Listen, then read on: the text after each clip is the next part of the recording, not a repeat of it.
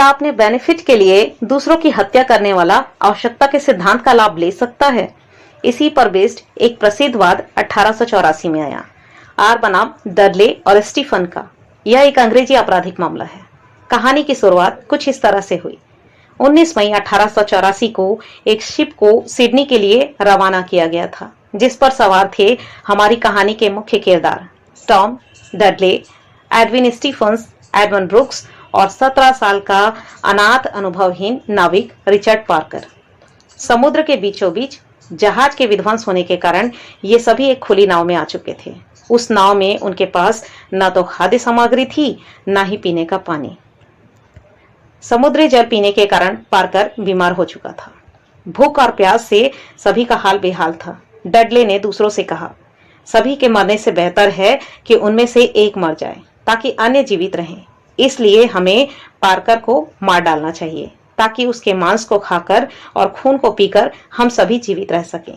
Brooks ने मना कर दिया, लेकिन उसी रात डडले ने स्टीफन के साथ फिर से यही मुद्दा उठाया कि पार्कर पहले से ही मर रहा है, उसकी कोई फैमिली नहीं है, जबकि हमारा परिवार है, पत्नी है, बच्चे हैं। स्वयं को मरने से बचाने के उद्देश्य से उन्होंने पार्कर को मारकर खा लिया।